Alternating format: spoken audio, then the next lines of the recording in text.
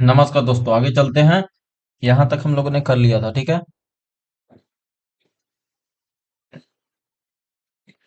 आगे क्वेश्चन आगे का क्वेश्चन है कि दशावंत और बसावन प्रसिद्ध चित्रकार किस मुगल सम्राट के दरबारी थे। मतलब दरबारी थे, ये बोल रहा है, ठीक है। तो देखो, सबसे पहले चलते हैं इस क्वेश्चन को सॉल्व कर। इस क्वेश्चन पे आंसर होगा अकबर। अकबर के दरबारी थे। दसवंत और बसावन प्रसिद्ध चित्रकार किस मुगल सम्राट के दरबारी थे। तो अकबर के थे, अकबर। अकबर के, ठीक है। दशावंत और प्रसिद्ध जो चित्रकार थे वो मुगल सम्राट अकबर के राज दरबारी थे।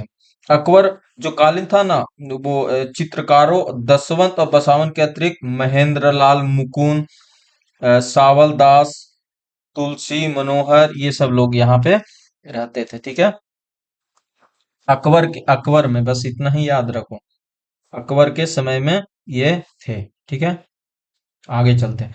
देखो, अकबर के अगर मुगल काल पढ़ना, अकबर नहीं पढ़ा तो कुछ नहीं पढ़ा। अकबर के बारे में बहुत क्वेश्चन पूछ दिया जाता है, क्योंकि अकबर ने बहुत सारे ऐसे ऐसे काम है जो किए हैं, ठीक है।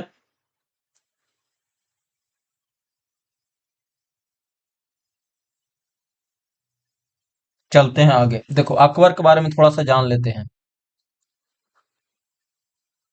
अकबर के बारे में देखो, अकबर की अगर मैं बात करूं तो इसका पूरा नाम अब्बू फहदा अब्बू फतह जलालुद्दीन मोहम्मद अकबर था, ठीक है।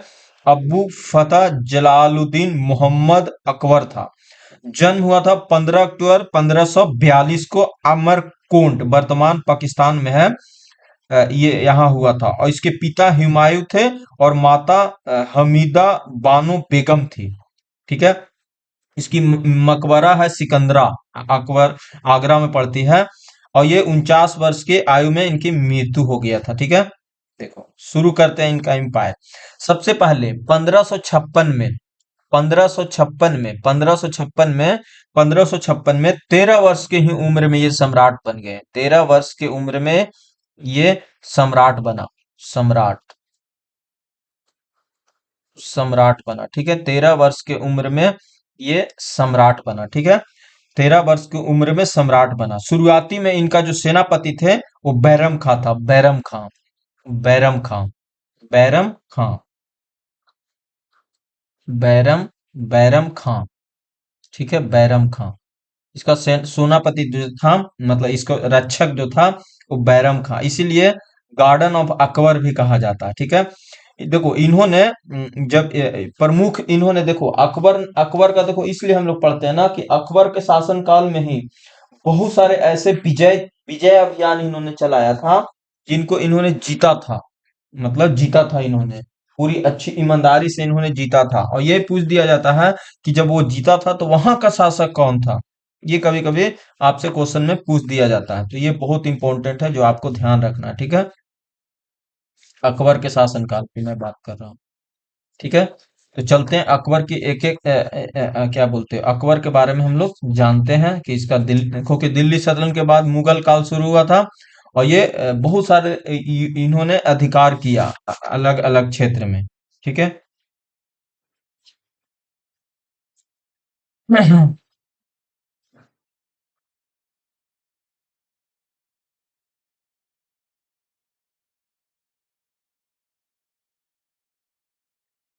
ठीक है, तो यहां तक बैरम खान था, ठीक है।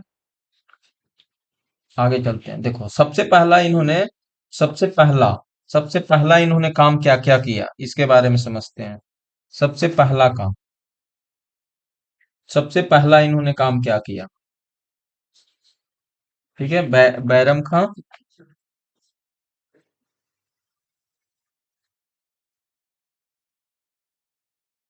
ठीक है। तो यहां तक क्लियर है।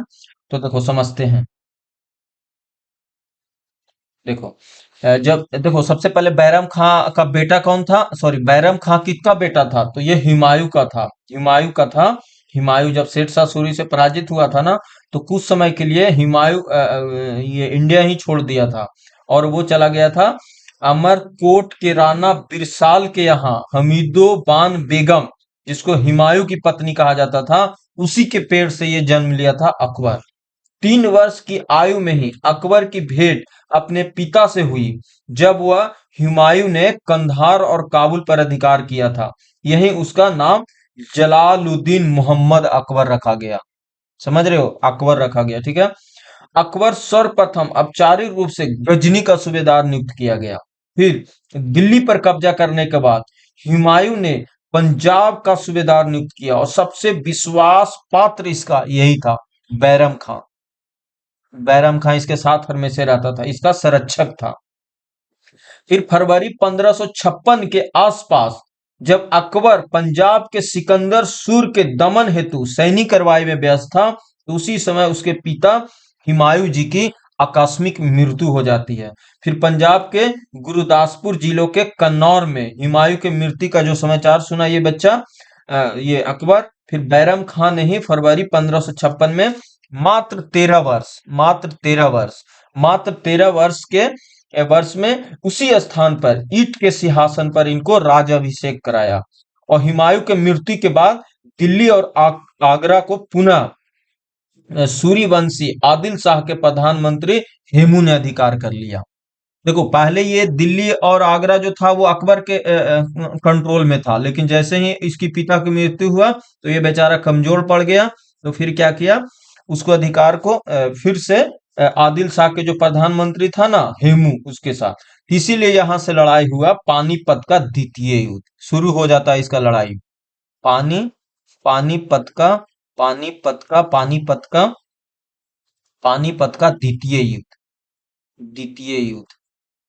द्वितीय युद्ध होता है। आप कहेगा पानीपत का द्वितीय युद्ध कब हुआ था, तो पानीपत का द्वितीय युद्ध लड़ा गया था 1556 में। 1556 में लड़ा गया था।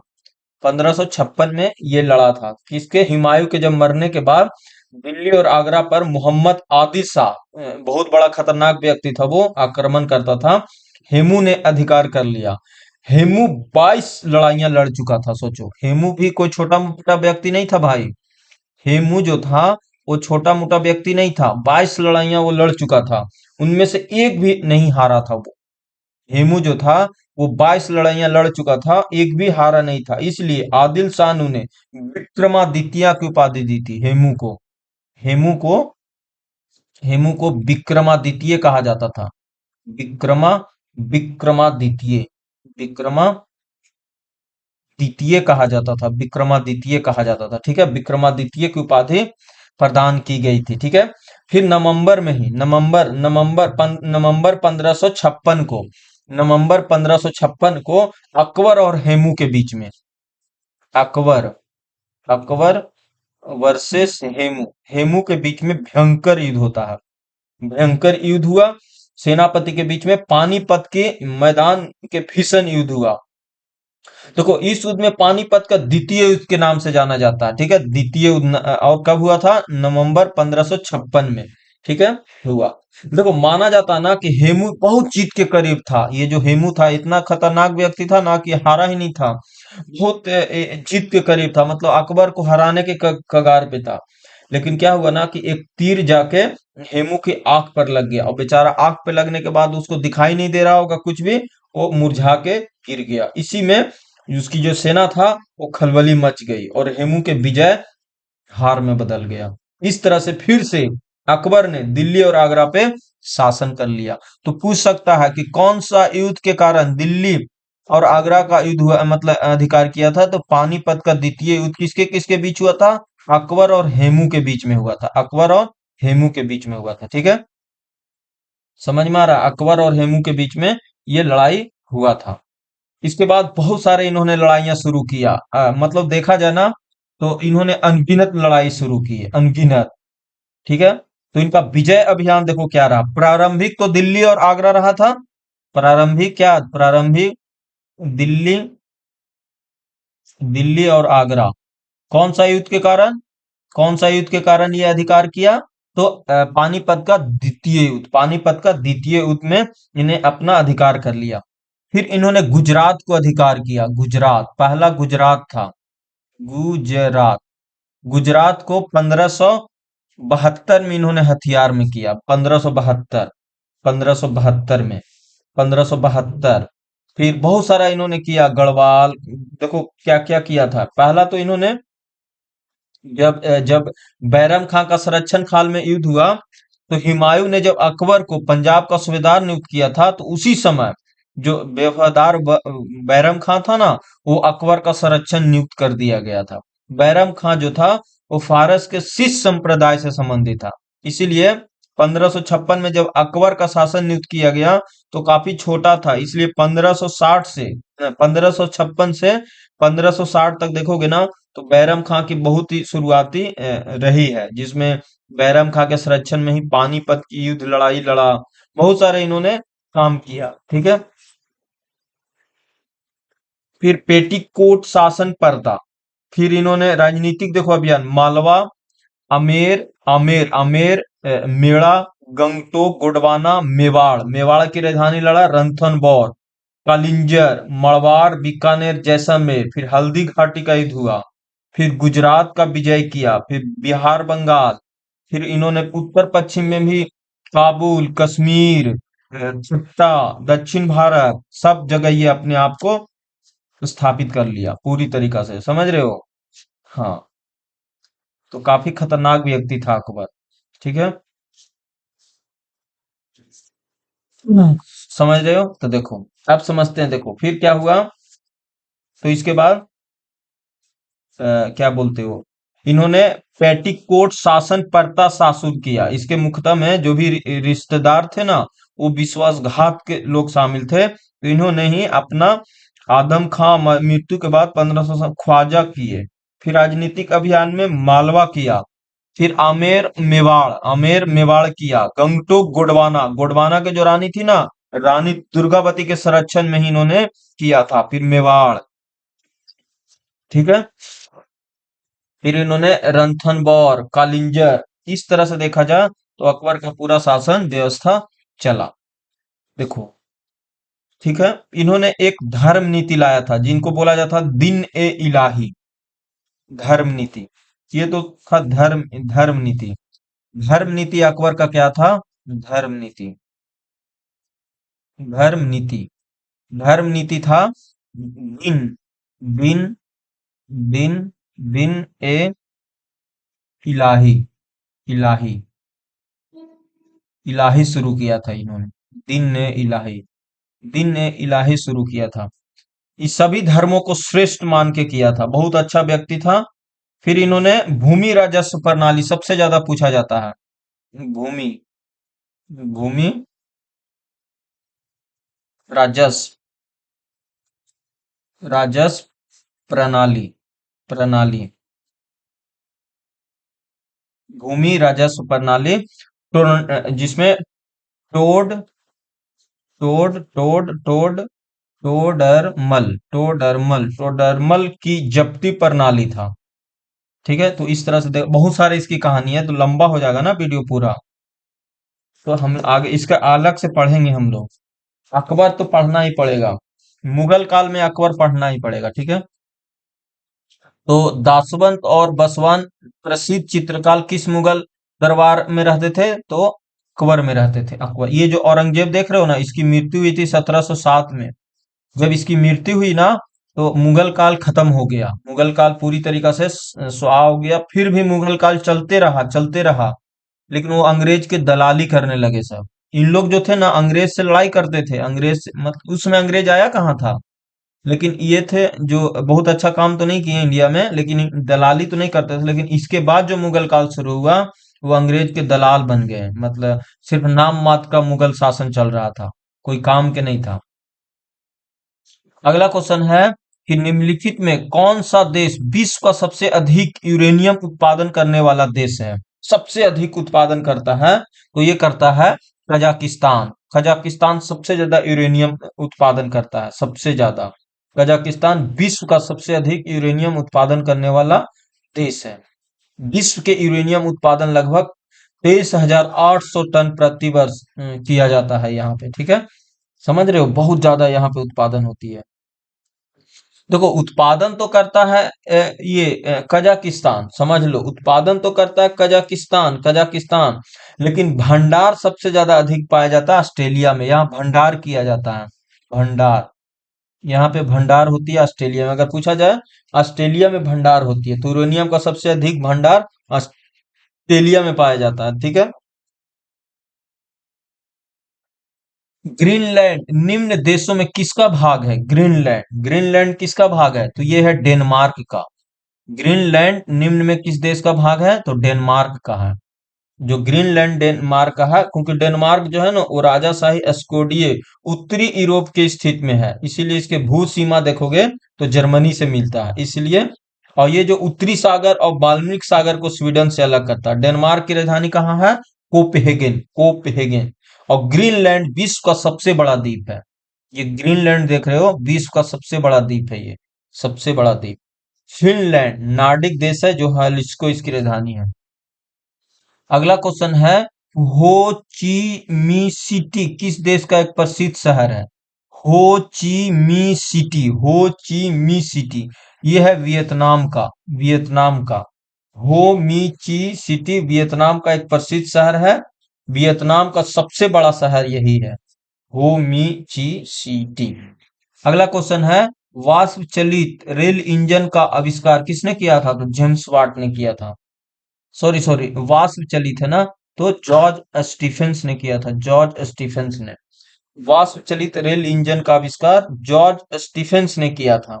और भाप से चलने वाले को किया था ये क्या बोलते हो, स्टीफन बोल्ट का आविष्कार। जेम्स वाट वाला जो है ना, जेम्स वाट द्वारा वाष्प इंजन का आविष्कार किया गया था। वाष्प इंजन का चलित इंजन का, रेल इंजन का नहीं किया था, ठीक है। बुलेट ट्रेन का आविष्कार जापान के जो सीडियो सीमो द्वारा किया गया था। भारत में पहली बुलेट ट्रेन मुंबई और अहमदाबाद बीच चलाने की घोषणा कर दी गई है, ठीक है। कृष्ण राज वडियार किस शासक के थे? कृष्ण राज वडियार किस स्थान के शासक थे? तो ये थे मैसूर के, मैसूर के थे, मैसूर के। कृष्ण राज वडियार मैसूर के शासक थे। क्यों? क्योंकि हैदर अली ने जो वाडेवर वंश के अंतिम शासक चिक्का कृष्ण राज वाडेयर को हराया था, इसीलिए ये हो गया हमारा मैसूर। हैदर अली मैसूर की स्थापना कब किया था? 1761 में, 1761 में कर दिया, 1761 में किया था। और मैसूर आज की राजधानी कहाँ थी? श्रीरंगपट्टनम पूछा जाता है।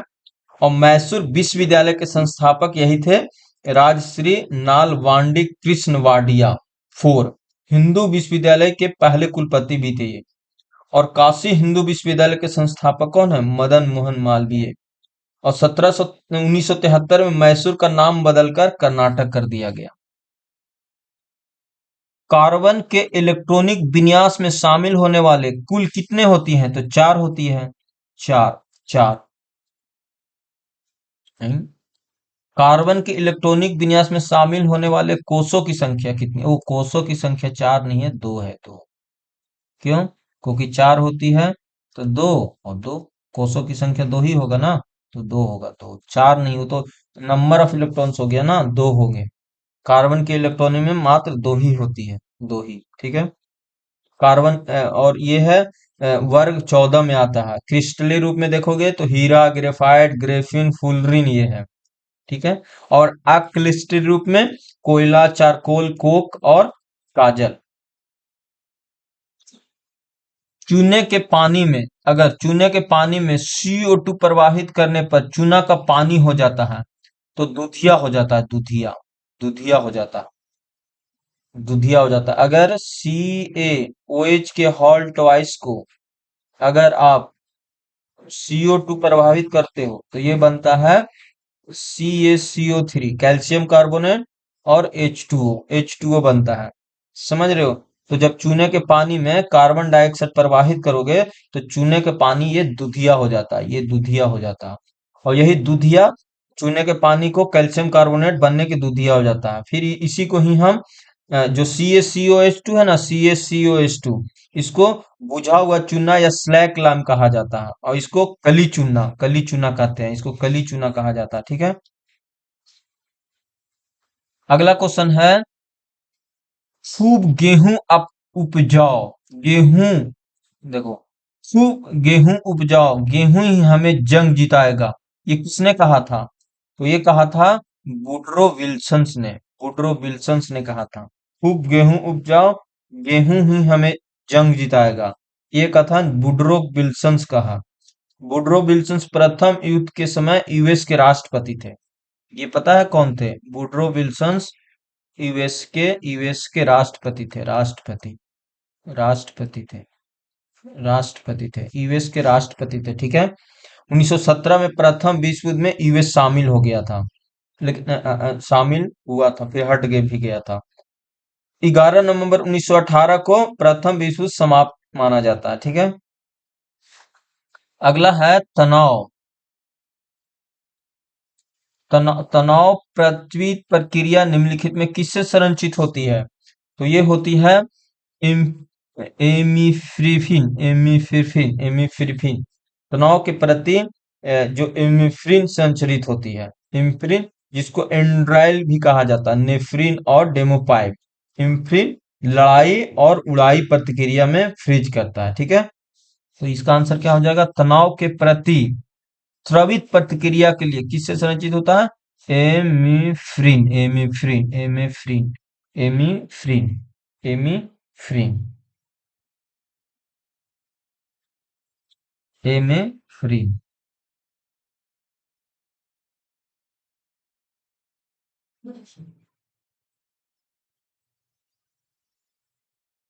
अगला क्वेश्चन है, वर्तमान में हैदराबाद किस राज्य की राजधानी है? तो तेलंगाना की राजधानी हैदराबाद है, तेलंगाना की राजधानी हैदराबाद है। ठीक है। हाल ही में किस राज्य ने एआई प्रयोगशाला के लिए गूगल के साथ समझौता किया है? तो ये किया है तमिलनाडु सरकार ने, तमिलनाडु सरकार ने ही गूगल के साथ समझौता किया है। वहां के जो मुख्यमंत्री है ना, एमके स्टालिन, ने ही किया है। ठीक है। किस संगठन ने अमेजॉन के पूर्वीकरण के लिए विश्व का पहला कार्बन निष्कासन बॉन्ड जारी किया है? तो ये किया है विश्व बैंक ने। किस संगठन ने अमेजॉन के पूर्वीकरण के लिए विश्व का पहला कार्बन निष्कासन बॉन्ड जारी किया है? तो ये किया विश्व बैंक ने। प्रथम विश्व युद्ध कब शुरू हुआ? तो ये हुआ 1914 में, प्रथम विश्व युद्ध शुरू हुआ था 1914 में, प्रथम विश्व युद्ध शुरू हुआ था। प्रथम विश्व युद्ध की शुरुआत 28 जून 28 जून 28 जून 1914 से शुरू होती है, 28 जून 1914 के शुरू होती है। और क्यों होती है? जो राजकुमार फर्डिनेंड और उसकी पत्नी सोफिया की हत्या कर दी जाती है, और ये सेरोजोवा हत्याकांड प्रथम विश्व युद्ध का तत्कालीन कारण बनता है। ठीक है। तो 28 जुलाई 1914 को प्रथम विश्व 28 जून को तो हत्या किया जाता है, और 28 जुलाई को, जुलाई 1914 से शुरू हो जाती है प्रथम विश्व युद्ध, और 11 नवंबर 1918 को इसका युद्ध की समाप्ति कर दिया जाता है। ठीक है। पेरिस में प्रथम युद्ध के बाद पेरिस शांति सम्मेलन का भी आयोजन किया गया था। इस शांति सम्मेलन में वुडरो विल्स, लॉर्डन रॉल्स, ये सब लोग थे। ठीक है। वुडरो विल्स 14 सूत्रीय शांति के सम्मेलन किया था, और प्रथम विश्व युद्ध एक तरफा वायसराय की संधि ही द्वितीय विश्व युद्ध का मूल कारण बना था। तो ये हो गया इसका आंसर। कन्याकुमारी से सटी पहाड़ियां हैं, कन्याकुमारी से सटी पहाड़ियां कौन है? कार्डमिम की पहाड़ी, कार्डमिम की पहाड़ी, कार्डमिम की जो पहाड़ी है ना, कार्डमिम की पहाड़ी, कार्डमिम की पहाड़ी जो है वो कन्याकुमारी से सटी पहाड़ी है। कार्डमिम की पहाड़ी केरल और तमिलनाडु में एक विस्तृत है। ठीक है। विस्तृत है। ये पहाड़ी चाय और इलायची के लिए उत्पादन करता है। ये पहाड़ी पश्चिमी घाट के दक्षिणी में विस्तार है। ठीक है। नीलगिरी जो है दक्षिण अन्नामलाई पहाड़ी की सर्वोच्च चोटी है। नीलगिरी के जो दक्षिण में स्थित अन्नामलाई की जो सर्वोच्च चोटी है ना, वो अन्नामुडी है, अन्नामुडी, अन्नामुडी ही दक्षिण भारत की सर्वोच्च चोटी है।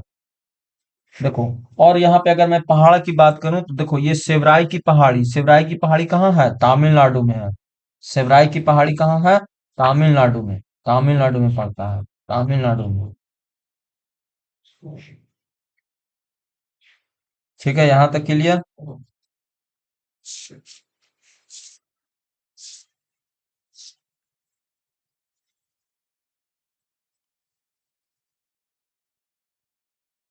तमिलनाडु में कौन कौन से पहाड़ी है? एक है जवादी, जवादी, जवादी पहाड़ी है।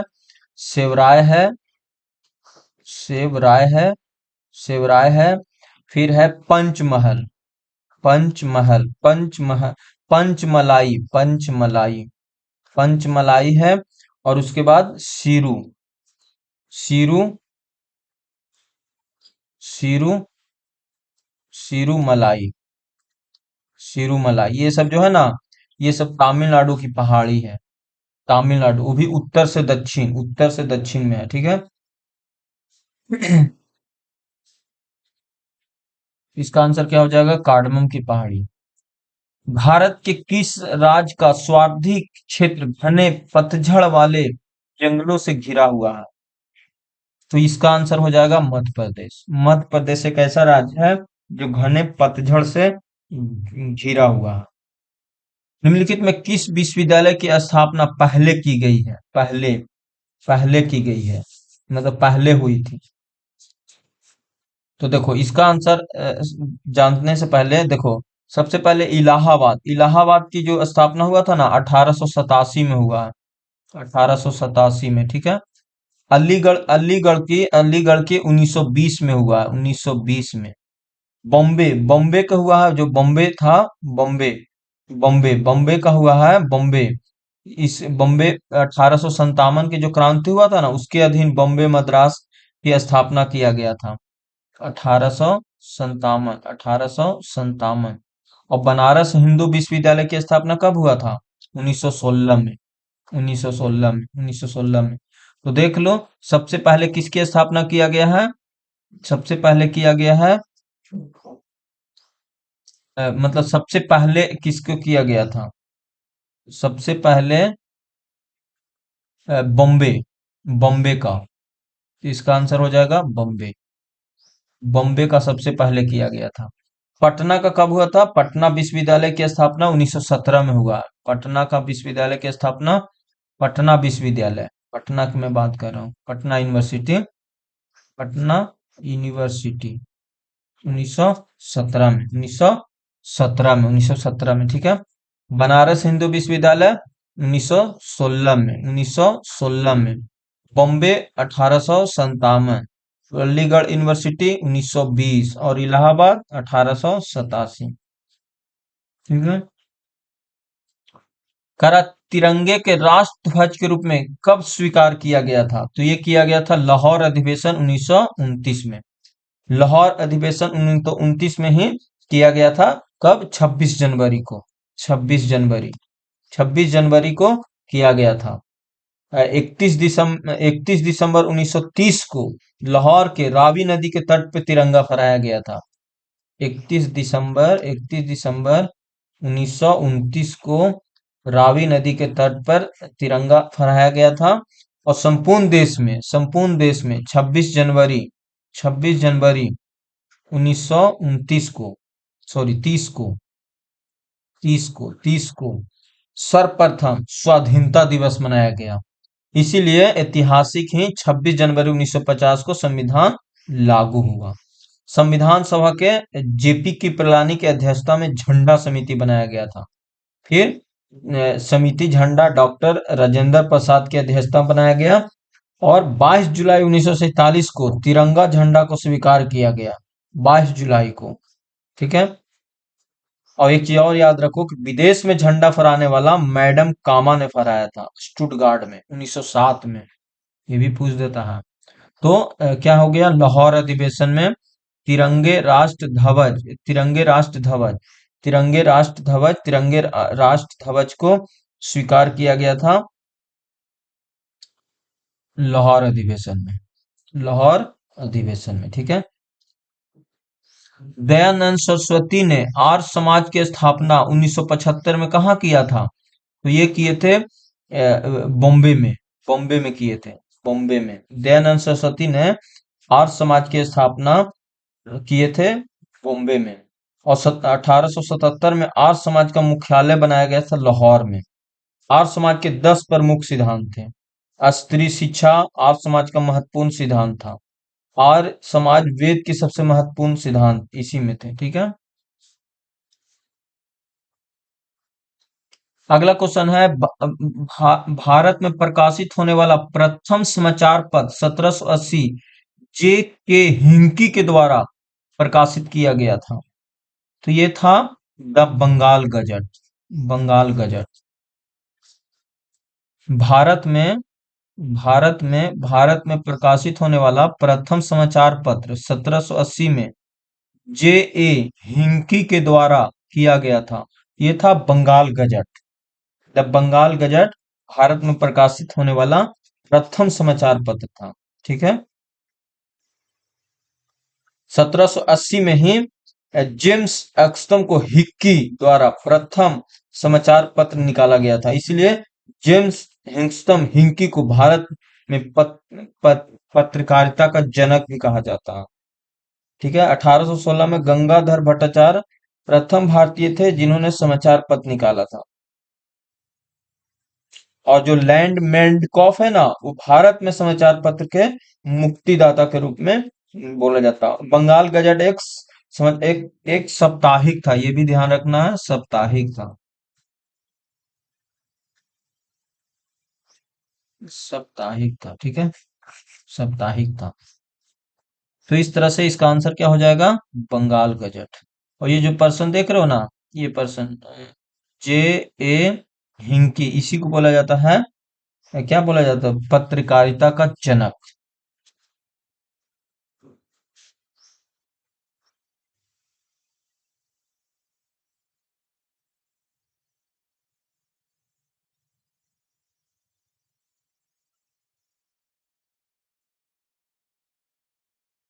यहाँ तक क्लियर?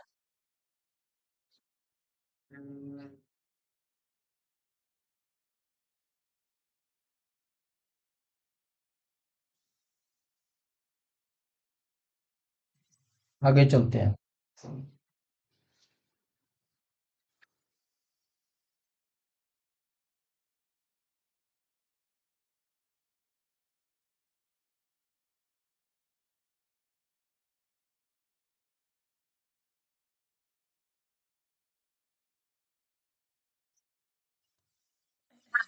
आगे का क्वेश्चन है आगे का क्वेश्चन है कि लोकसभा सदस्य चुने जाने के लिए एक व्यक्ति को किस कम से कम कितना चाहिए? कम से कम चाहिए 25 वर्ष। 25 वर्ष होना चाहिए। अगर आप लोकसभा सदस्य बनना चाहते हो, कम से कम आपको 25 वर्ष चाहिए, एज 25 वर्ष। ठीक है। 25 वर्ष होना कंपलसरी है। 25 वर्ष। ठीक है। 25 वर्ष। 25 वर्ष होना बहुत जरूरी है। और अगर 30 वर्ष किसके लिए है, तो 30 वर्ष है राज्यसभा के लिए। 18 18 वर्ष किसके लिए है? वोट देने के लिए। वोट देने के लिए पहले 21 से 18 किया गया था, 69वां। ठीक है। और संसद कितना में है? संसद, अगर मैं संसद की बात करूं तो संसद में क्या क्या होती है? लोकसभा होती है, राज्यसभा होती है, और प्रेसिडेंट होती है। संसद कितना में है? 79। लोकसभा कितना में है? 80। राज्यसभा कितना में है? 81। राष्ट्रपति कितना में है? 52। ठीक है। यहां तक क्लियर होना चाहिए सब। किसी राज्य का राज्यपाल नियुक्त किया जाता है तो राष्ट्रपति के द्वारा नियुक्त करते हैं। बिल्कुल, राष्ट्रपति के द्वारा नियुक्त किया जाता है।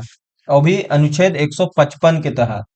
अनुच्छेद 155 के तहत किसी भी राज्यसभा में किसी भी राज्य के राष्ट्रपति को अनुच्छेद 155 के तहत, अनुच्छेद 155 के तहत, अनुच्छेद 155 के तहत नियुक्त किया जाता है। अनुच्छेद 155 के तहत किसी भी राज्य के राज्यपाल को राष्ट्रपति के अपने हस्ताक्षर या मुद्रित में नियुक्त करते हैं। ठीक है। समझ रहे हो?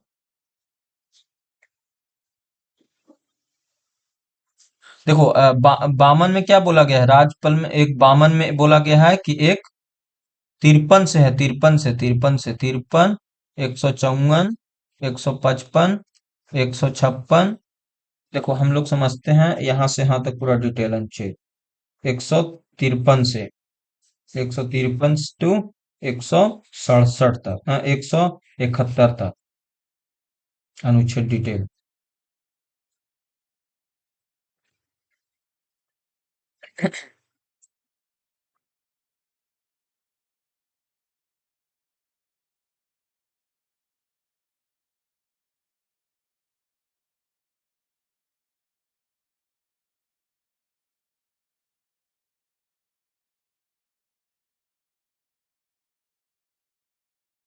देखो 153 में क्या बोला गया है? 153 में कहा गया है कि एक राज्यपाल होगा। मैं बोलूंगा, सुनना है सिर्फ आपको।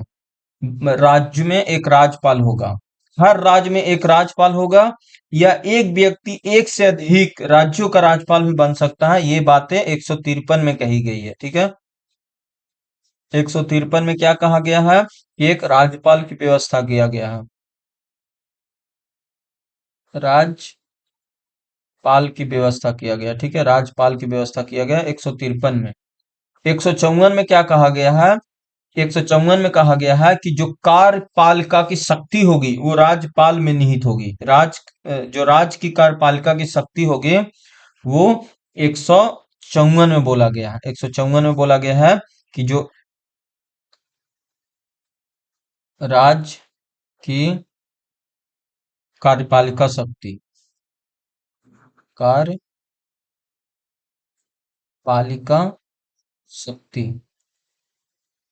शक्ति, कार्यपालिका शक्ति जो होगा वो बोला गया है 154। 155 में ही राज्यपाल की नियुक्ति होगा।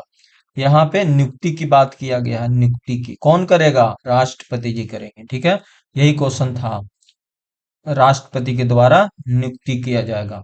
अच्छा, प्रधानमंत्री को नियुक्ति किसके द्वारा किया जाता है? तो अनुच्छेद 75 के द्वारा करते हैं, ठीक है। अनुच्छेद 75। उच्च न्यायालय के मुख्य न्यायाधीश की नियुक्ति, ये भी 124 में ही बोला गया है। और भारत के मुख्य न्यायाधीश की नियुक्ति भी 124 में, ठीक है। नहीं नहीं नहीं नहीं, ये भारत के मुख्य न्यायाधीश की नियुक्ति 124 में, उच्च न्यायालय के नहीं, ठीक है। फिर है 156 में। ये 156 में देखो बोला गया है, 156 में बोला गया है कि इसका कार्यकाल कितना होगा। कार्यकाल क्या होगा? राज्यपाल का कार्यकाल क्या होगा? कार्यकाल कितना होगा? तो राष्ट्रपति का कार्यकाल जो होती है वो मोस्टली 5 वर्ष होती है, लेकिन राष्ट्रपति चाहे तो उसको कभी भी हटा सकता है। फिर है 157 में बोला गया है कि इसका क्वालिफिकेशन क्या होगा। क्वालिफिकेशन क्या होगा? क्वालिफिकेशन 157 में बोला गया है। 158 में बोला गया है कि शर्तें क्या होगी, शर्तें, टर्म एंड कंडीशंस क्या होगी, शर्तें क्या होगी। और 159 में बोला गया है, 159 में बोला गया है शपथ, शपथ, शपथ, शपथ लिया जाएगा। और 160 में है कि 160 में बोला गया है कि राष्ट्रपति विशेष परिस्थितियों में राज्यपाल को कार्य करने की व्यवस्था कर सकता है, मतलब विशेष परिस्थिति बताया गया है। फिर है 161 में है क्षमादान की शक्ति। क्षमादान राज्यपाल भी करते हैं, क्षमादान, क्षमादान राज्यपाल करते हैं, ठीक है। और 162 में बोला गया है, 162 में बोला गया है कि राज्य की कार्यपालिका शक्ति का क्षेत्र क्या होगा। जैसे होती है ना राज सूची के जो भी सूचियां होती है, बस उससे पे ही कानून बना सकता है, और संवर्ती सूची पे ही कानून बना सकता है, ठीक है। तो मैं फिर से शुरू करता हूँ। देखो, एक तरफ राज्यपाल और एक तरफ राष्ट्रपति, क्योंकि ये सब आपको पढ़ना होता है।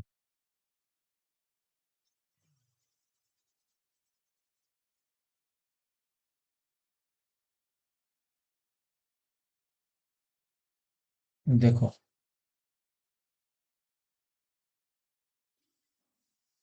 देखो, इधर 153, 154, 155, 156, 157, 158, 159, 160, 161, 162, 163, 164, 165, 166, 167, 168, फिर हो गया 169, 170, 171, बस इतना ही तक रहने देते हैं। और इधर, इधर 52, 53, 54, 55, 56, 57, 58, 59, 60, 61, 62, 63, 64, 65, 66, 67, 68, 69, 70, 71, 72, 73, 74, 75, 76, 77, 78, 79, 80, 81, 82, 83, 84, 85, 86 और 87। बस इतना याद करते हैं। देखिए, ये सारे अनुच्छेद आपको याद होना चाहिए। हाँ, मैं बोलूंगा, लिखूंगा नहीं, क्योंकि उतना टाइम नहीं है ना। लिखने में टाइम लग जाएगा। देखो, 153 में कहा गया है, 153 में कहा गया है कि कि राज्यों में एक राज्यपाल होगा। 153 में क्या कहा गया है कि राज्यों में एक राज्यपाल होगा, राज्यों में एक राज्यपाल होगा, या एक व्यक्ति एक से अधिक राज्यों का भी राज्यपाल बन सकता है। ये बातें 153 में बोला गया। 154 में कहा गया है कि जो राज्य की कार्यपालिका शक्ति होगा वो राज्यपाल में निहित होगी। 155 में बोला गया है कि इसकी नियुक्ति किया जाएगा, मतलब अपॉइंटमेंट किया जाएगा। तो किसके द्वारा? राष्ट्रपति के द्वारा। 156 में बोला गया है कि उनका कार्यकाल कितना होगा, उनकी समय पीरियड कितना होगा। 157 में बोला गया है कि उनकी शर्तें क्या होगी, टर्म एंड कंडीशंस क्या होगी।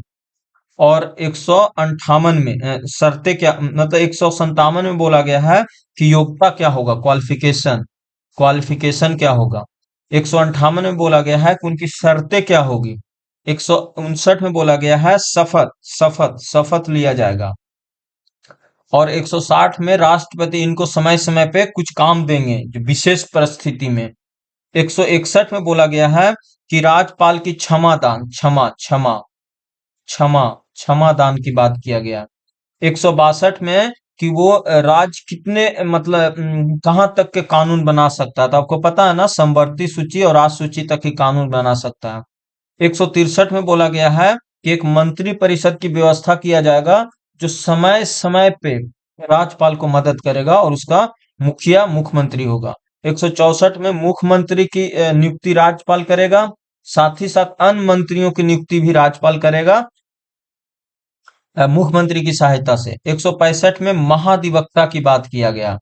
166 में बोला गया है, 166 में क्या बोला गया है कि राज्यों का जो भी संचालन होगा वो राज्यपाल के नाम से किया जाएगा। 167 में बोला गया है कि समय समय पर मुख्यमंत्री क्या करेगी, सूचित करेगी राज्यपाल को, राज्यपाल को सूचित करेगी कि देश में, राज्य में क्या चल रहा है, मंत्री परिषद का कौन सा डिसीजन हुआ, बड़े बड़े जो भी निर्णय होती है ना, सब आपको सूचित करना होगा। 168 में विधानमंडल की बात किया गया है। 169 में बोला गया है कि कोई भी राज्य विधान परिषद बना सकता है और विधान परिषद हटा सकता है। 170 में बोला गया है विधान सभा की संरचना के बारे में कि मैक्सिमम सीट 500 से ज्यादा नहीं होगा और मिनिमम 60। और 171 में बोला गया है विधान परिषद के बारे में। तो ये सब आपको में समझ में आ गया, विधान परिषद की संरचना के बारे में। तो फिर से 153 में एक राज्यपाल होगा या एक से अधिक राज्यों का राज्यपाल होगा। 154 में राज्यपाल की कार्यपालिका शक्ति राज्यपाल में निहित होगी। 155 में बोला गया है कि उसकी नियुक्ति कौन करेगा, तो राष्ट्रपति जी नियुक्त करेंगे। 156 में बोला गया है कि उनका कार्यकाल कितना होगा। 157 में बोला गया है कि उनकी क्वालिफिकेशन क्या होगी। 158 में उनकी शर्तें, टर्म एंड कंडीशन क्या होगा उनकी। 159 में शपथ।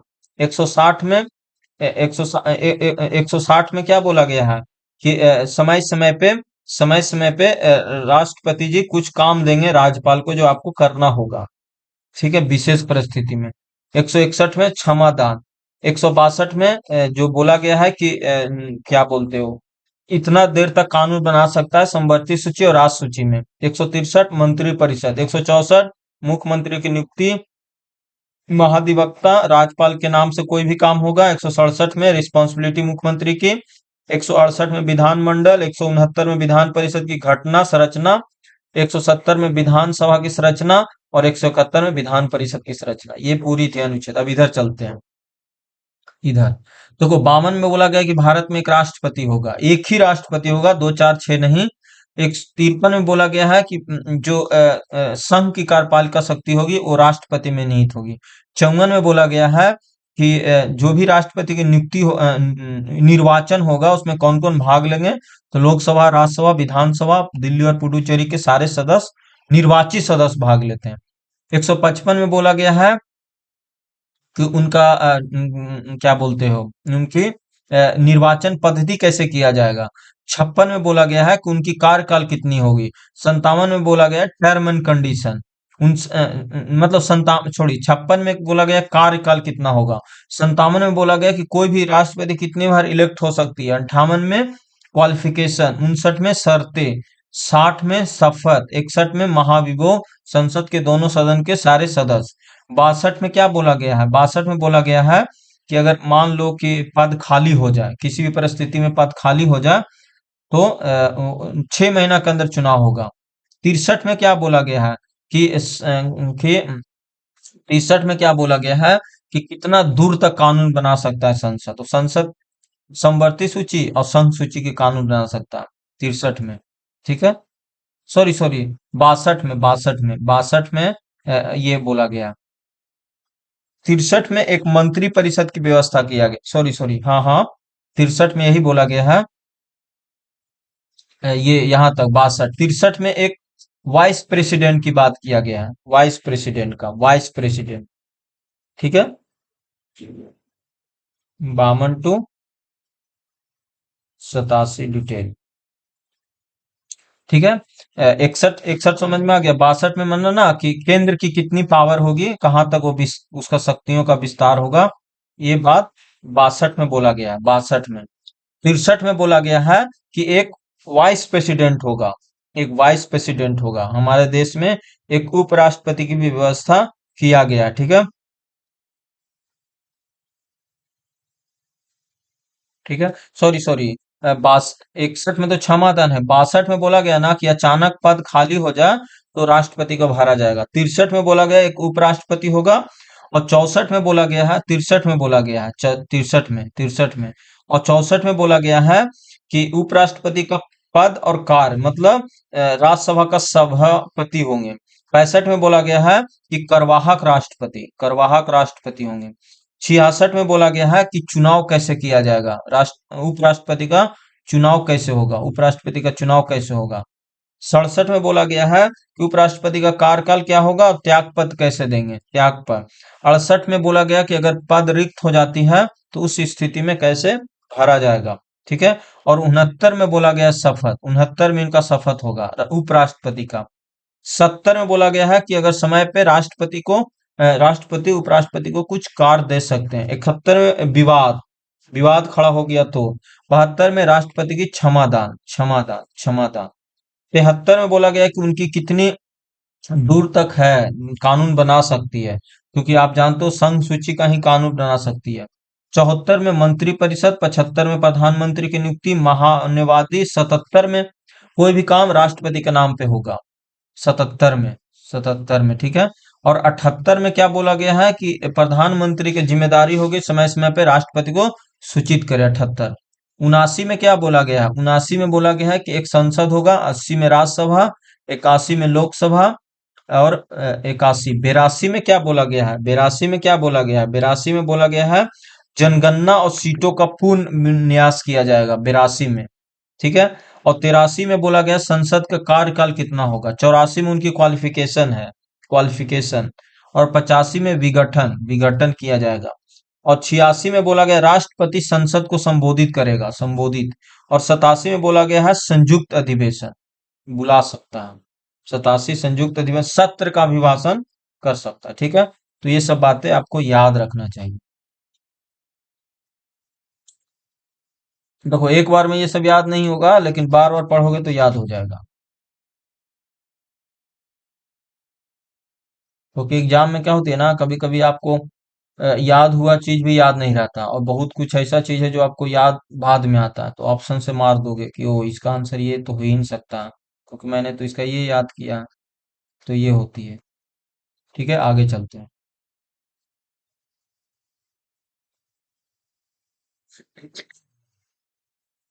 अगला क्वेश्चन है कि इसका मिलान करना। देखो सबसे पहले क्या है, मॉनिट्रल प्रोटोकॉल हुआ था 1987 में, 1987 में। तो एक के दो तो ऑप्शन सी से गया, ऑप्शन सी से मिल गया, ऑप्शन सी से आंसर मिल गया। 78 का क्या हो जाएगा, सी। देखो मॉनिट्रल प्रोटोकॉल ये हुआ था रियो शिखर सम्मेलन 1992 में हुआ था। 1992 में प्रथम रियो शिखर सम्मेलन 1992 में हुआ था, 1992 में। और क्योटो प्रोटोकॉल जो हुआ था, क्योटो प्रोटोकॉल जो हुआ था वो ये हुआ था 1997 में। और सतत विकास सम्मेलन 2001 में। ये पता है, पूछा है हाल फिलहाल के एग्जाम में पूछा हुआ ये क्वेश्चन है, ऐसे नहीं डाल दिया है, सब प्रीवियस डाला रहता है इसमें। मॉनिट्रल प्रोटोकॉल 1987 में, रियो शिखर सम्मेलन 1992 में, क्योटो प्रोटोकॉल 1997 में, और सतत विकास सम्मेलन 2000 में। देखो जो देख रहे हो ना, ये 16 सितंबर 1900, ये ग्रीन हाउस के लिए है, और क्योटो प्रोटोकॉल जो है वो ग्रीन हाउस के लिए है, मतलब ओजोन और ग्रीन हाउस के लिए। अगला क्वेश्चन है भोजन। भोजन का वह घटक जो हमारे शरीर में कोई पोषक तत्व प्रदान नहीं करता, फिर भी हमारे भोजन के लिए आवश्यक है। तो कार्बोहाइड्रेट, चारा, चारा, चारा। भोजन का वह घटक जो हमारे शरीर में कोई पोषक तत्व प्रदान नहीं करता और फिर भी हमारे भोजन के लिए आवश्यक है, तो चारा। चारा भोजन का वह घटक है जो हमारे शरीर के कई पोषक तत्वों का प्रदान नहीं करता, फिर भी हमारे भोजन के लिए आवश्यक है। क्योंकि आपको पता है ना, भोजन के लिए चार तत्व जरूरी है, एक है प्रोटीन, कार्बोहाइड्रेट, विटामिन, खनिज पदार्थ, पानी और चारा। चारा जो है, चारा पता है क्या होती है, चारा पौधे वाले जो होती है ना खाने योग्य, जैसे साबूत, अनाज, मेवे, फलियां, फल, ये सब उसी के बारे में चारा की बात किया जा रहा है। अधिकांश अधिकांश बैक्टीरिया जो पौधे की बीमारियों के कारण बनते हैं, पौधे की बीमारियों के कारण बनते हुए किस समूह के आते हैं, तो ये आते हैं छड़ के आकार, ग्राम ग्रेटी बैक्टीरिया होते हैं। अधिकांश बैक्टीरिया जो पौधे की बीमारियों का कारण बनते हैं, वो छड़ के आकार के ग्राम नेगेटिव बैक्टीरिया होते हैं। ठीक है, समझ रहे हो। जो अधिकांश बैक्टीरिया होते हैं ना, वो ग्राम नेगेटिव बैक्टीरिया होते हैं। ये पौधे के जीवाणु में सबसे व्यापक और विनाशकारी नुकसान पहुंचाता है। तो याद रखना है बस इसको, कि छह टाइप के होते हैं, छह टाइप के। अगले क्वेश्चन अगला क्वेश्चन है, निम्नलिखित में उस विटामिन की कमी से हुए विकार का चयन कीजिए जिसमें मुंह, गले, पैर के निचले हिस्से और पैर के पंजों के लाल रंग के धब्बे उत्पन्न हो जाते हैं। तो ये होता है पेलैंग्रा के कारण, बहुत खतरनाक बीमारी है ये। पेलैंग्रा में मुंह जो होती है ना, मुंह गला पैर सब लाल हो जाता है। ठीक है, तो पेलैंग्रा मुंह में, गले, पैर के निचले हिस्से में सब लाल हो जाता है। ठीक है, किसके कारण होता है, तो ये विटामिन बी 3 के कारण होता है, बी 3 के कारण। इसी को प्लैंग्रा कहा जाता है, विटामिन बी 3 को कहा जाता है। और इसको नियासिन भी कहते हैं, नियासिन, नियासिन भी कहा जाता है, नियासिन भी कहा जाता है। ठीक है, समझ रहे हो। विटामिन बी 1 को क्या कहा जाता है, थायमिन, थायमिन। विटामिन बी 1 को थायमिन, इसी से बी वन से ही बेरी बेरी होता है। अस्करबी विटामिन सी से, रतौंधी विटामिन ए से, ये से होती है। ठीक है, किसे फिक्की द्वारा यूथ ऑकेन 2024 से सम्मानित किया गया है, तो ये किया गया है नीरज चोपड़ा और आयुष्मान खुराना को। पुरुष वर्ग में सर्वश्रेष्ठ खिलाड़ी के लिए India hockey Balbir Singh senior पुरस्कार से किसे सम्मानित किया गया है, तो ये किया गया हरमनप्रीत सिंह को। पुरुष वर्ग के सर्वश्रेष्ठ खिलाड़ी के लिए hockey India Balbir Singh senior पुरस्कार को किसे सम्मानित किया गया, तो ये हरमनप्रीत सिंह को किया गया, हरमनप्रीत सिंह को किया गया है, हरमनप्रीत सिंह को। भारतीय रिजर्व बैंक आरबीआई के पूर्व गवर्नर को अगस्त 2024 में लगातार दूसरे वर्ष global finance central banker report A में ए रेटिंग प्राप्त हुई है। तो ये हुआ है शक्तिकांत दास को। शक्तिकांत दास तो अब नहीं रहे हैं, गवर्नर मत जिंदा रहे नहीं है, ठीक है। तो ये हुए हैं, तो याद रखना है। ये 2024 वाला करंट अफेयर है ना, थोड़ा सा ध्यान रखना। विश्व योजन दिवस कब मनाया जाता है? 16 सितंबर को मनाया जाता है, ठीक है। फिर हिंदी दिवस कब मनाया जाता है? 14 सितंबर को मनाया जाता है, ठीक है। फिर है विश्व पर्यटन दिवस 27, ये सब एक ही दूसरे से है, तो इसका ABCD हो जाएगा। तो ए हो जाएगा इसका, ठीक है। यही हो जाएगा ए, ठीक है जी, देख लो। विश्व पर्यटन दिवस 27 सितंबर, अंतर्राष्ट्रीय शांति दिवस 21 सितंबर, विश्व यौन दिवस 16 सितंबर और विश्व हिंदी दिवस 14 सितंबर। याद रखना, ऑप्शन नंबर ए। करा ना कि इसमें क्या है जो बताना है। देखो सबसे पहले चलते हैं सबसे पहले चलते हैं कि कौन सा जो आपको पता, उनहत्तरवा संविधान, 69वां संविधान संशोधन जो हुआ था ना, वो दिल्ली से रिलेटेड था। तो ए के 5, देखो ए के 5 इसमें नहीं है, इसमें 5 नहीं है, चलो एक काम हुआ। फिर है फिर है देखो गांव 10वां वित्त आयोग की सिफारिश का अरुणाचल प्रदेश में जातियों के लिए आरक्षण। फिर स्तरीय कार्यान्वयन का दिल्ली, देखो एक तो पता चल गया है। 75वां संशोधन अधिनियम पंचायतों में अनुसूचित जाति, 10वें वित्त आयोग की सिफारिश, हाँ। बी के क्या हो जाएगा? 4 नहीं, बी के 4 नहीं होगा। राज्य स्तरीय, देखो इसमें भी बी है, तो ये बी का तो ये 1 ही होगा। चलो 2 मिल गया है, बी का 1। अब रही लड़ाई सी और डी में। तो 80वां संविधान संशोधन, 10वें वित्त आयोग की गांव और 73वां संविधान संशोधन, हाँ ये। तो डी के हो जाएगा अरुणाचल प्रदेश। अरुणाचल प्रदेश डी के देखो 4 दे रहा है, 10वें वित्त आयोग जो हुआ है 83वां। नहीं, आंसर देखना पड़ेगा क्योंकि मुझे भी इसमें कंफ्यूजन हो रहा। तो ऑप्शन ए हो जाएगा। डी सी के 4 है, सी के 4 है कि 80वां संशोधन अधिनियम 2002 10वें वित्त आयोग की सिफारिश करना। और डी के 2 अरुणाचल प्रदेश में जातियों के लिए कोई आरक्षण नहीं, ये बोला गया, ठीक है। तो बहुत अच्छा क्वेश्चन है, एक क्वेश्चन से पकड़ा गया था। लेकिन देखो 69वां संविधान संशोधन अधिनियम, दिल्ली को राष्ट्रीय राजधानी सब जानते हो, 99% स्टूडेंट ये जानता होगा। 75वां संविधान संशोधन अधिनियम जो था, तो राज्य स्तरीय किराया अधिकरणों की स्थापना किया गया था। समझ रहे हो? राज्य स्तरीय किराया अधिनियम की 80वां संविधान संशोधन जो था, वो 10वें वित्त आयोग की सिफारिश किया गया था, 10वें वित्त आयोग।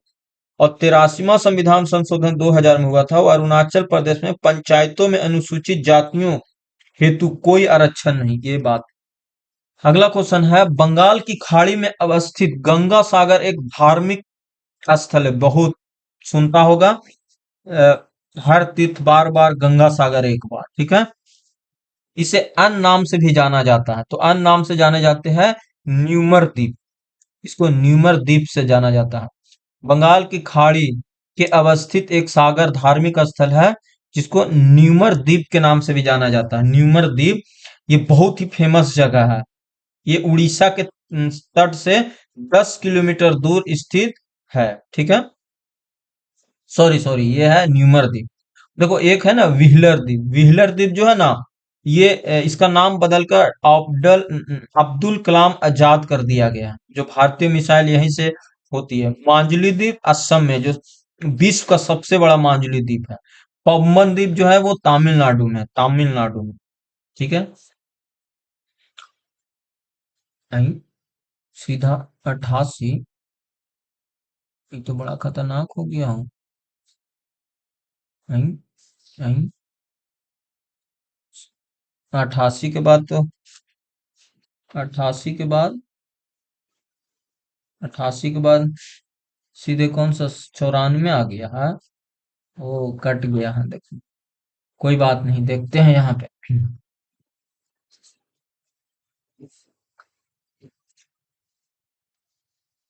इसमें जोड़ देंगे हम, अभी जोड़ दिया जाएगा, टेंशन क्यों ले रहे हो।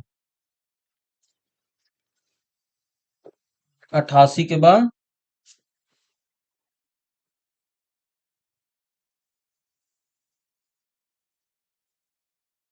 88, 88 यहाँ तक हो गया था ना।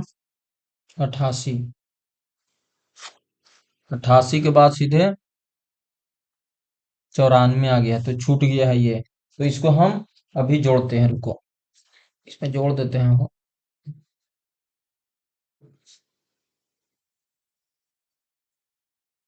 एक सेकंड भाई, क्यों, पूरा पढ़ेंगे ना, अधूरा काम करने से खतरनाक होता है ना।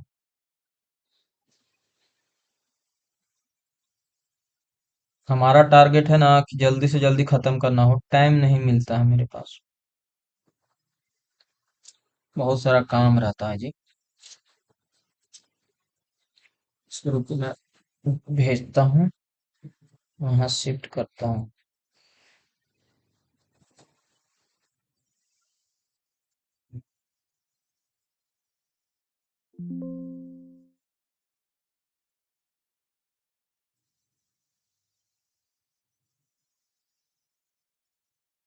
को मैं शुरू वाला एक पेज हटाता हूँ और वहीं घुसाता हूँ यहाँ पे। 87 तक हो गया है ना, ये सब भी हम लोग कर लिए थे, ये भी हो गया था, ये भी हो गया था, ये भी हो गया था। 87 तक, सीधे 94 आ गया है, तो इसको हटाते हैं और यहीं घुसाते हैं।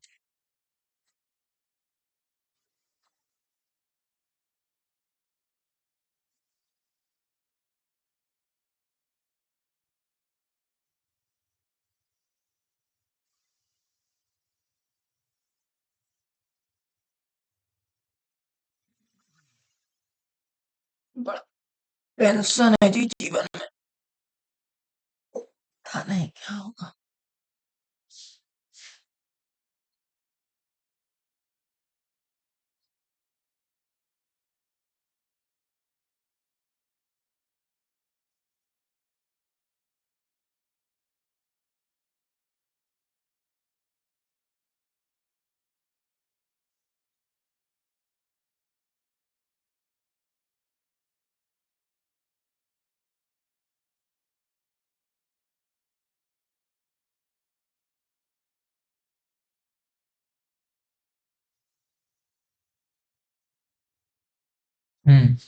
ठीक है, उसके बाद 94 आएगा ना। हाँ, चलते हैं,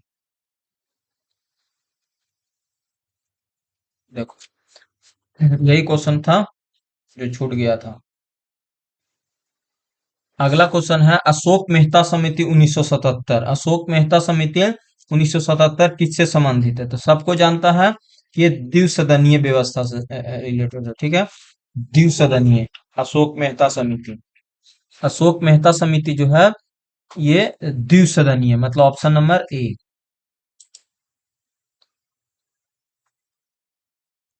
ठीक है, अशोक मेहता समिति 1977 किससे संबंधित है, तो द्विस्थनीय पंचायती राज से संबंधित है, सबको पता है, क्योंकि ये था ना, देखो अशोक मेहता समिति ने ही बोला था, इसी में बोला था, ठीक है। और भी था, जैसे 1957 में आया था एक समिति, 1957 में, फिर बहुत सारे समितियां आई थी, ठीक है। और स्थानीय स्वशासन का जनक किसे कहा जाता है, तो रिपन को कहा जाता है। संविधान के अनुच्छेद 40 में पंचायती राज व्यवस्था सबको पता है। कृषि को उद्योग उद्योग कृषि को उद्योग को दर्जा देने वाला भारत का प्रथम राज्य कौन है, तो प्रथम राज्य है महाराष्ट्र। महाराष्ट्र कृषि को उद्योग को दर्जा देने वाला भारत का प्रथम राज्य है महाराष्ट्र। ये दिया था 1977 में, 1977 में दिया गया था, 1977 में दिया गया था, ठीक है। 1977 में ये बातें बोली गई थी, ठीक है। एक बेलनाकार छड़ जिसकी बाह्य वर्ग पृष्ठ क्षेत्रफल इतना है, यदि छड़ की लंबाई इतना है और छड़ की बाह्य त्रिज्या इतना है, तो दो दशमलव तक छड़ की बाह्य त्रिज्या ज्ञात करो। देखो, एक बेलनाकार छड़ जिसकी बाह्य वर्ग पृष्ठ क्षेत्रफल इतना है, ठीक है। यदि छड़ की लंबाई इतना है तो छड़ की बाह्य त्रिज्या क्या होगा?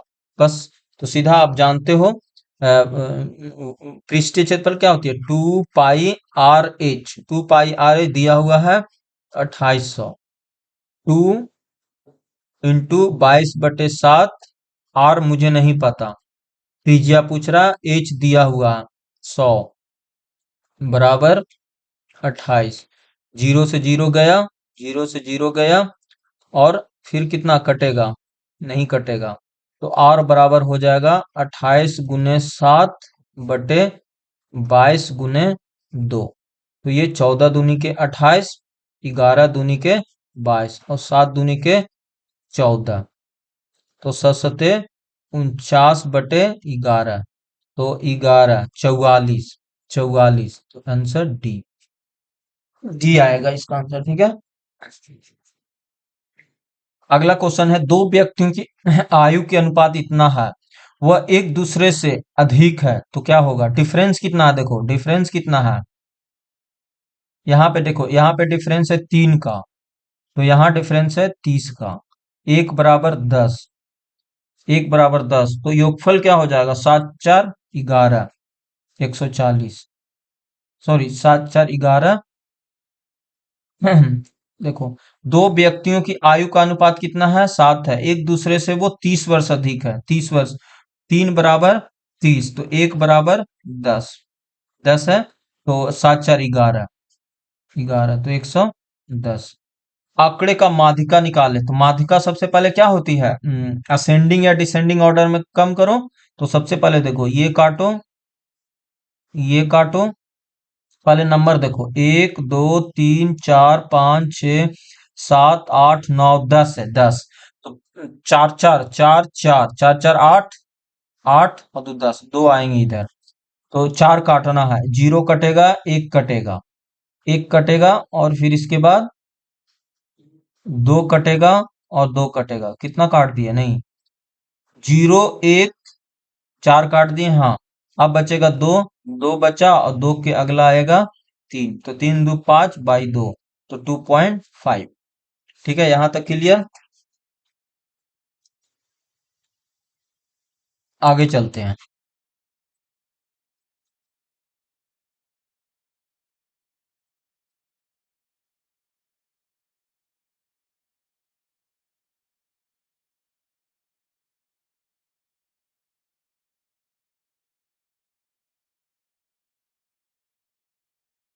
अगला क्वेश्चन है, अगला क्वेश्चन है कि 20,000 पर 9 महीने के लिए 4% दर से चक्रवृद्धि ब्याज, जब त्रिमासिक हो, त्रिमासिक का मतलब समझते हो ना, 3 मासिक, 3 मासिक कब होता है? जब 4 से डिवाइड करोगे तब, तो 9 महीना इंटू 4, तो कितना हो जाएगा? 36 मंथ, मतलब 3 ईयर, 3 ईयर हो गया, और 4 से डिवाइड करोगे रेट पे, तो 1 वर्ष, तो 1 वर्ष। तो कुछ आप पूछ रहा है कि हमें चक्रवृद्धि ब्याज चाहिए, तो चक्रवृद्धि ब्याज चाहिए, तो सबसे पहले 20,000 का क्या निकाल दो आप? 1% है ना, 4 साल के, 3 साल के लिए निकालना है, तो सबसे पहले क्या करो, सबसे पहले इसका क्या निकालो, 20,000 का, 20,000 का 101/100, 101/100, 101/100, ऐसे करो, ऐसे नहीं करो। 20,000 का ना, तो 20,000 का एक 4%, 9 36, 3 साल, 3 साल के लिए हमें निकालना है, तो चक्रवृद्धि ब्याज कितना होगा? तो पहले हमें निकालना पड़ेगा, क्या होती है, अमाउंट निकालना पड़ेगा, अमाउंट, अमाउंट बराबर होती है P1 + R/100/1। टाइम होगा, टाइम कितना हो जाएगा, टाइम कितना हो जाएगा, 3, तो 101, 101, 101/100, तो देखो कितना जीरो, 1 2 1 2, 4, तो 4 चला गया, 1 2 3 4 चला गया, ठीक है, 4 चला गया, तो 101 × 101 × 2/100, 100 ये होगा। और माइनस होगा 20,000। 20,000 माइनस होगा तो 101। 101। 101। तो 101 जीरो जीरो। फिर 101। तो 10201 इतना आएगा। इंटू 2। तो 20402 ये आएगा। ठीक है। अब माइनस कर दो।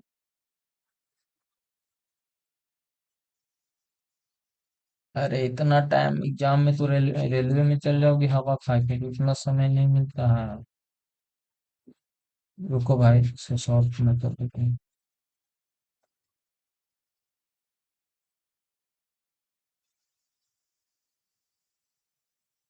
देखो, सबसे पहले करा 20,000 के 9 महीने में 4%। त्रिमासिक है तो त्रिमासिक में 4 से डिवाइड करते हैं और मल्टीप्लाई करते हैं। तो ये 36 मंथ मतलब 3 ईयर हो जाएगा। और रेट जो हो जाएगा वो 1% हो जाएगा। अब इस पे निकालना है हमें 3 साल के 1% पे 20,000 का ये चक्रवृद्धि ब्याज। ठीक है। तो चक्रवृद्धि ब्याज क्या होगा, सबसे पहले 1% है ना। तो 1% अगर 3 साल पे निकालते हो तो 1+1+1 गुने 1/100। तो ये हो जाएगा 2 क्या हो जाएगा 1/100। तो 2+0.01। तो ये हो जाएगा 2.01। ये अब फिर इसका निकाल दो। 2.001 प्लस 1। 1+2.01 गुने 1/100। तो क्या हो जाएगा, ये हो जाएगा 3.01 प्लस ये हो जाएगा, कितना हो जाएगा, इसको 10 से मल्टीप्लाई कर दो। तो कितना हो जाएगा, 2 2/4000। ये हो जाएगा 3.01 प्लस 0.0002 आएगा। तो 0.0100 और यहाँ से आप कर लो 0002।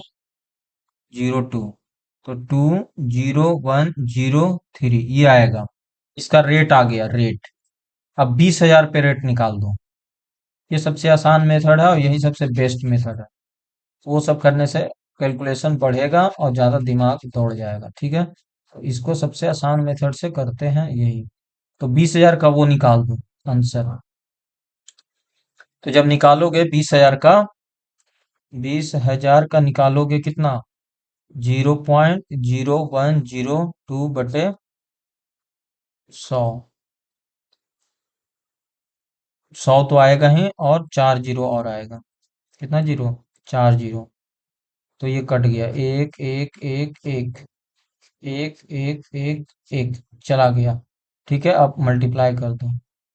40206/100। तो 602/2 ये आएगा अप्रोक्सीमेट 93। ठीक है। तो इसका आंसर ये होगा सबसे बेस्ट मेथड। यदि किसी जनसंख्या यदि किसी गांव की जनसंख्या 5 वर्ष में इतना से बढ़कर इतना हो जाती है तो जनसंख्या में प्रति वर्ष औसत वृद्धि कितना हुआ है। प्रति वर्ष की औसत वृद्धि प्रतिशत में बताना है। देखो ये 5 वर्ष में हुआ है, देखो ये 5 वर्ष में इतना से इतना हुआ, हमें तो 1 वर्ष का चाहिए ना, प्रति वर्ष चाहिए। तो प्रति वर्ष चाहने के लिए क्या करना होगा, जनसंख्या का पहले देख लो कितना वृद्धि हुआ। तो 262,500 इतना में 175,000 ये हुआ। तो 0 0 5 7 5 12 5 8 7 15 इतना हुआ है। तो ये तो हुआ है भाई 5 वर्ष में, ये 5 वर्ष में हुआ है। ठीक है। 5 वर्ष में वृद्धि हुआ है ना, 5 वर्ष में वृद्धि हुआ है 87,500। कितना पे, इतना पे। ठीक है। तो सबसे पहले क्या करोगे, 87,500 डिवाइडेड बाई 175 इंटू 100 ये रेट निकाल लेते हैं। तो ये कट जाएगा, एक से एक गया, एक से एक गया और एक से एक गया। फिर कितना हो जाएगा, कटेगा 5 तिहाई 15 और 5 तिहाई 15। नहीं नहीं नहीं, 5 तिहाई 15, 5 तिहाई 15 के 5 हाथ में 1, 5 तिहाई 15 1 16 नहीं, 25, पाँच, पाँच पाँच पचे 25 के पाँच हाथ में दो, और 5 × 15 2 35, और 2 × 5 = 10। ठीक है। फिर काटो इसको। फिर एक बार में, 3 बार में, 5 बार में, यही ना। हाँ। देखो, 25 के पाँच हाथ में दो, 5 × 3 = 15 2 17, 17।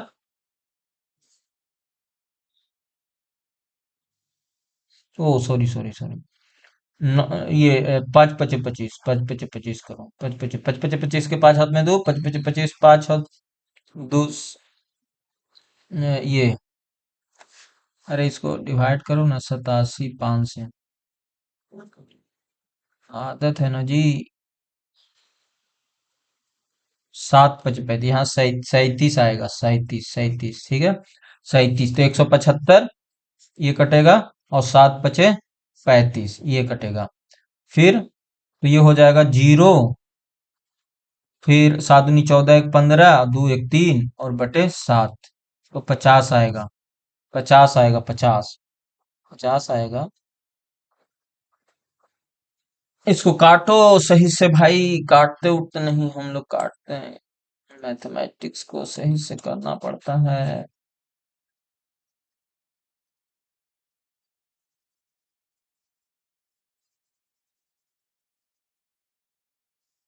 देखो भैया, करते हैं इसको सोल्व।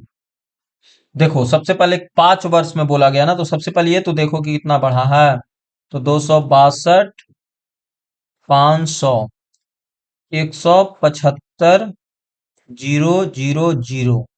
तो ये हो गया 0 0 5, 7 × 5 = 12, यहाँ कितना बचा 8, तो 8 7 15, 87,500 5 वर्ष का पहले रेट निकाल दो।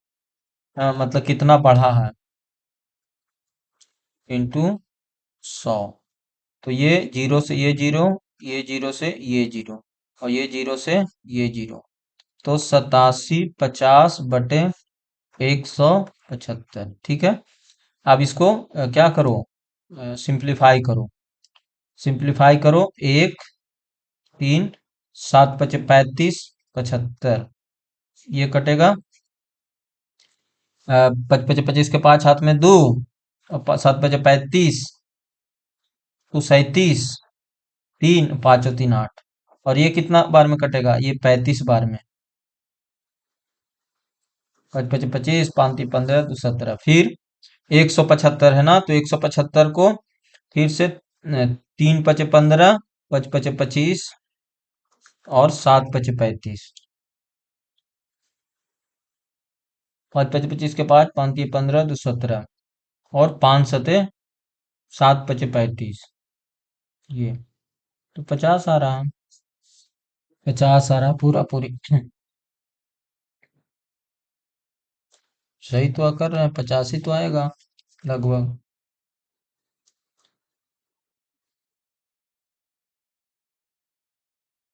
हाँ, हुई गलत, सोल्यूशन गलत किया। 50 आ रहा, 50 हो, ठीक है। 50 आ रहा। ये तो 50% है या 5 साल में, लेकिन हमें 1 साल में चाहिए, तो 10%। सही तो आंसर है, 10% होगा। Select the correct passive from given sentence. Passive form में बताना है इसको, इसको पैसिव फॉर्म में बताना है। Passive, passive form given sentence को। सेंटेंस है, he has downloaded the movie on his phone. His phone, तो इसका आंसर हो जाएगा, the movie has been downloaded by him on the phone, on his phone, answer B. फिर given sentence करा कि Shyam ask me home beside his sister, इसका answer हो जाएगा कि how did precede my sister asked him, D. ठीक है, आगे चलते हैं। दिए दिए गए पर्यायवाची शब्द कौन सा है, उपकार का पर्यायवाची शब्द कौन सा है, तो उपकार का पर्यायवाची शब्द क्या हो जाएगा, कल्याण। निम्नलिखित में कौन सा समूह केवल चालक मोटर नर्व्स है, मोटर नर्व्स, ये जानते हो किसका है, साइंस का है। केवल चालक मोटर नर्व्स है, तो एक्मुलेटर, ट्रांसक्युलेटर, ऑप्टिक ऑक्यूमुलेटर, तो इसका आंसर हो जाएगा फेसियल। फेसियल, फेसियल, ग्रासोफेशियल ट्रांसमेनियल्स, इसका आंसर डी हो जाएगा। समझ रहे हो? क्योंकि हमें पता है कि तीन तरह का होता है, एक सेंसर ह्यूमर होता है, एक मोटर और इंटर मोटर होती है। अगला अगला किस जीवाणु की उपस्थिति में जल प्रदूषक सूचक है? जल प्रदूषक, तो ये होती है ई कुलाइन कॉलीफॉर्म। ई कुलाइन कॉलीफॉर्म, ई कुलाइन कॉलीफॉर्म किस जीवाणु की उपस्थिति में जल प्रदूषक होती है? तो ई कुलाई कोलीफॉर्म, ई कुलाई कोलीफॉर्म होती है।